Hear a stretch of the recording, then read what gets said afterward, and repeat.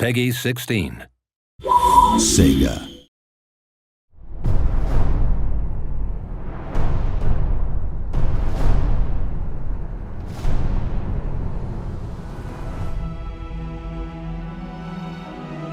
Hello and welcome to the first Let's Play for Total War Warhammer.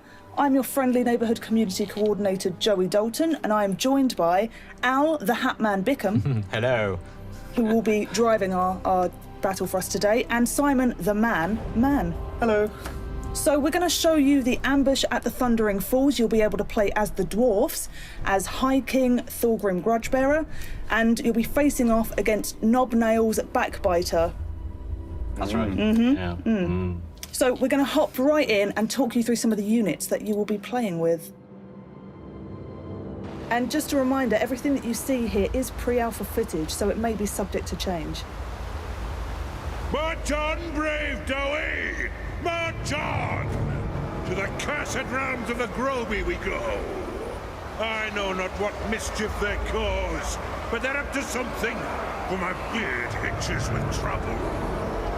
We take the underway, these ancient highways, built by dwarf hands, give us the best chance of approaching swiftly, catching the greenskins unawares. Let us not dawdle, for there are grudges to settle, and new entries in the Dammer's Cron to right.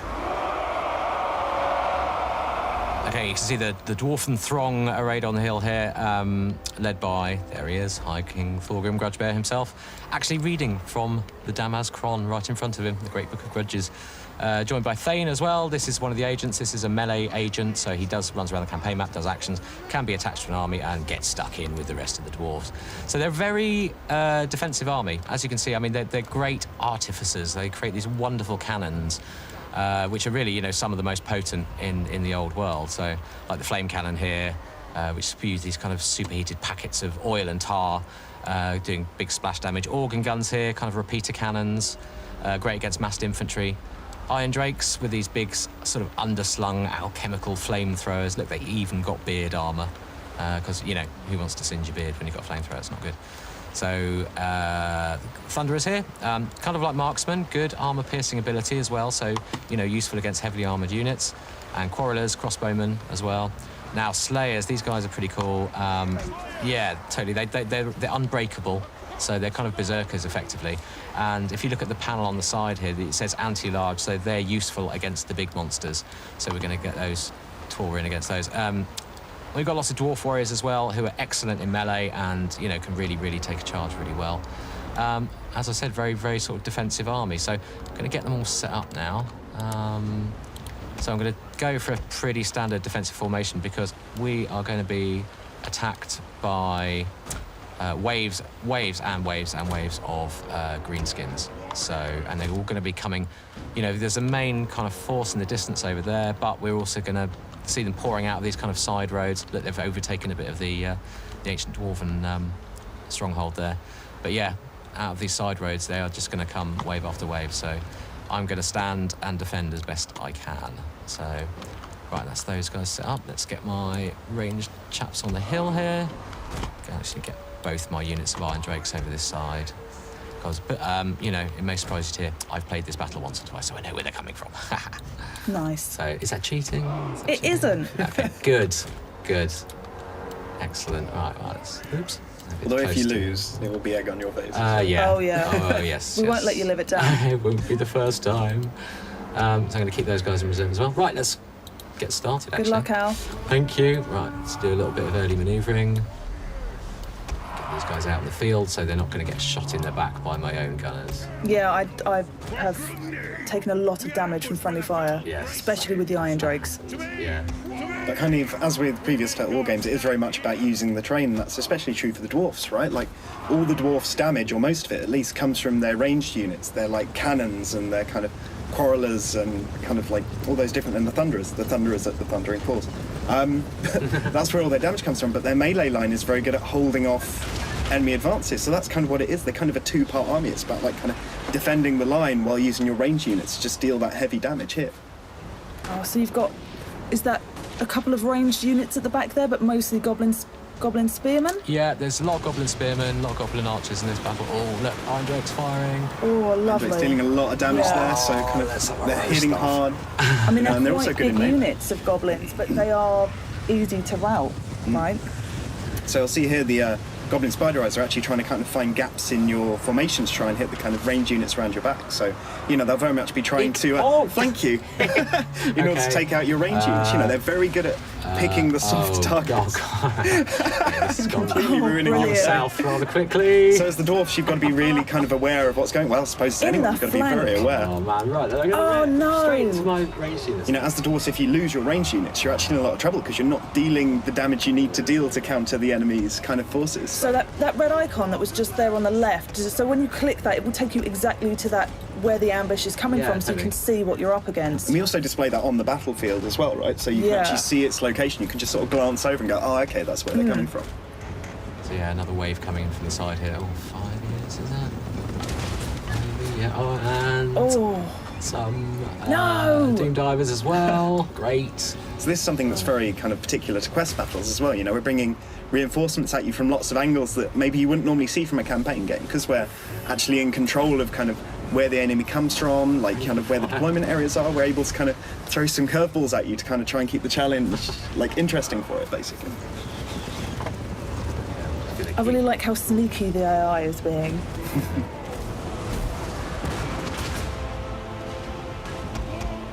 Form these guys back up. Fortunately, I did all right here because even dwarf ranged units are they're pretty heavily armoured, so you can come back as well. I think they were chasing some guys off the field there. Because, these points at the back and the side, they also count as kind of exit points for routers. Well, that's the interesting thing, because for the first time, I think, in a Total War game, you've actually got non-square playable areas, right? Like, you're fighting in the Dwarfen Underway here. And Yeah, you've as you got can see, a it's a kind lane. of long tunnel, but there are points for your units to route out and for reinforcements to come in kind of around the map, as it were. So you get some interesting battles. Uh-oh. What's that? From the rear, Al. Oh, hey, excellent. What's coming in? And it's some trolls. So we've got some trolls lumbering. So again, trolls there's are that a icon. monstrous unit. And a giant. It's Brilliant. something that Al can really Nice. leverage his slayers and actually do a lot of damage should he choose to. It's Slayer o'clock. Actually, I'm going to bring my Thunderers up as well because they're quite good armor piercing, and the trolls and that giant are pretty. Yeah, armour piercing's definitely useful here. But I mean, that info panel on the left-hand side is really useful to see kind of that extra bit of translation if you're not totally familiar with the Warhammer Fantasy Battles universe. That will give you a good indication of what's good against which unit. So the Slayers are anti-large, so Al's putting them in against the giant. What's this? Whee! I love the way, once again, like the kind of charging stuff, the way units kind of leap in, so the Slayers will kind of leap in with both axes and slice, but the giant's going to be dealing a lot of damage. But since there's so many of the Slayers, they're surrounding him and hitting the giant on lots of different sides, so kind of they're dealing little damage over time, whereas the giant is kind of one massive hit of damage slow, there, massive, yeah. with massive knockback. So, they're taking damage from it, but they're going to be whittling down its health very quickly. So if Al hovers over it now, you can probably see it's got quite low health. Oh, and it's gone! Down! Look at that. Excellent. Yeah, once again, the character in all the animations is absolutely Oh, he's got those routing as well. Oh, they're look. They are right up in my Thunderers. This is not good. Right. Thorgrim holding the line at the front there, keeping the troops happy, obviously. So Thorgrim also has his General Zora, right? Like generally when you press down space or something, you can see the General Zora, but we've also added some new features. So on the right there, as you'll see, like you can now toggle on and off features on spacebar, but then also lock them. So even when spacebar isn't held, you can see your General Zora, for example, and things like that. And it's just kind of little ways where letting you kind of customize the UI to your playstyle and get it so you could show like health bars for every single unit, for example, and stuff like that. So yeah, it's actually quite cool. Right, it looks like the big forces at the distance are on the move as well now. So let's get everybody ready for a big frontal attack. Look, they're still chopping away. Oh, they're going down. Look, they're wavering. There's still 10 of them. Oh, my poor. But your air support has arrived. Ah, fantastic. Let's get over there. Right. So these are some of my favourite Dwarfen units. These are the Dwarfen gyrocopters.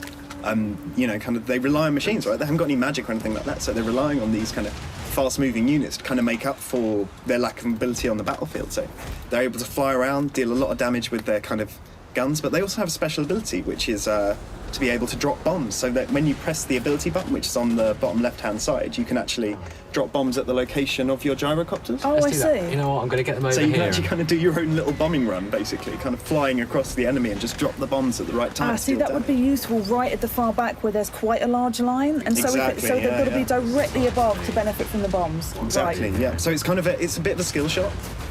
So if you line them up like that, you can see the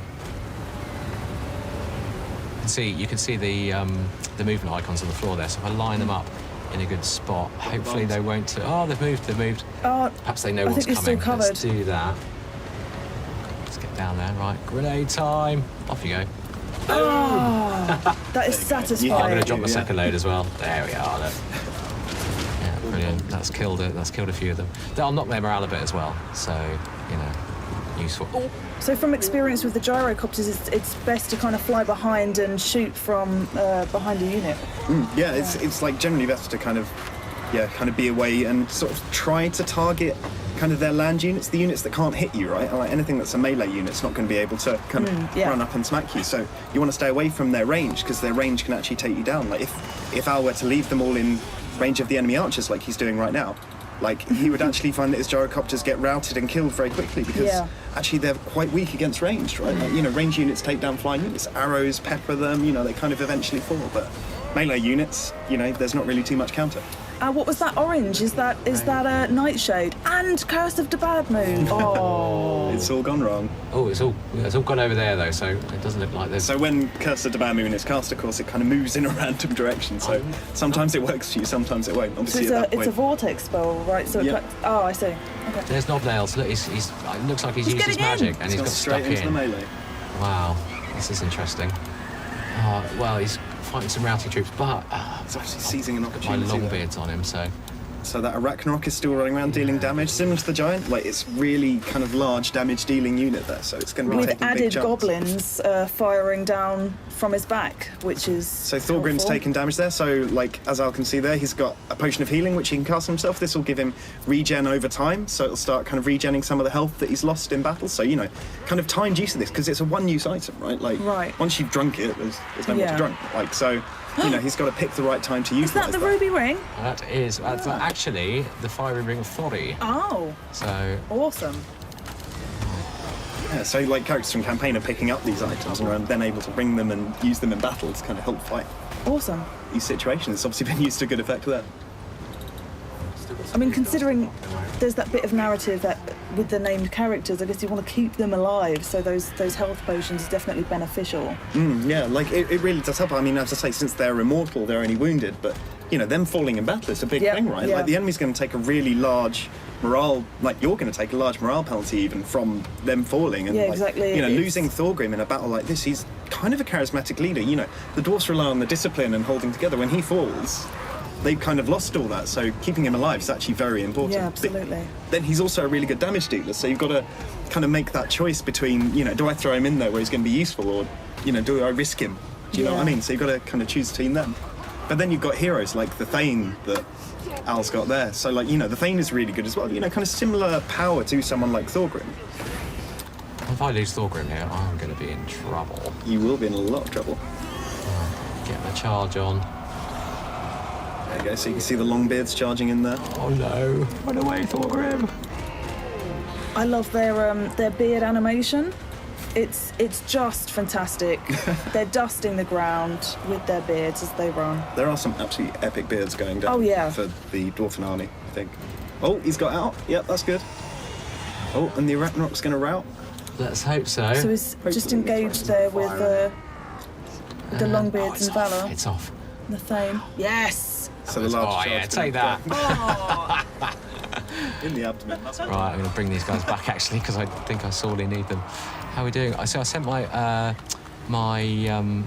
Iron Drakes over here to start cleaning up these orc archers that have been peppering me for ages. As you can see, the fire of the Iron Drakes, like really low range, like they're not very, they can't fire very far, but the damage they're dealing over time is absolutely huge. Like they're really, really effective in that kind of situation. And of course their armor makes them actually quite good in melee, right? Like they're a small unit, so they're not going to last too long, but they can certainly defend themselves until support arrives to relieve them. So if they are engaged, do they drop their their cannons. Is that right with the Iron Drakes? No, they'll be hitting people around the face with their With cannons. them? Wow. They get a cannon in the face, as it were. No one wants a cannon in the face. Oh, Yes! crikey. Hey! Al the Hatman Bickham. Oh, maybe work for that, I tell you. Well done, Al. Well, yeah, you looks like you took quite a lot of damage Yeah, there. I But was panicking a bit, actually. I think you only have one unit of Quarrelers in your Thane that are vaguely unscathed. Yeah. The Thane's unscathed. That's some pretty good Oh, look, work. how many blows did he take? He's at 1860 hit points still. Like, wow. What a hero. And he looks Right. well happy about it as well. Yeah, he does. Whereas Thorgrim, just about, he's got 159 hit points left. He's a bit the worse for wear, Yeah, but a little. I think he'll be, yes. But Beard is still intact, Right. and the book is still full of grudges. Indeed. I think he's written off a grudge in the Damazkron today. I think so. Right, well, there we are. So thank you for that, Mr. Bickham. My pleasure. Well done, Al. If you're interested in playing this yourself, you can get hands-on at EGX from the 24th to the 27th of September. I have been Joey, Simon and Al, and I really hope you enjoyed this Let's Play. Like us on our social media pages and subscribe. Bye! Bye. Catch you later.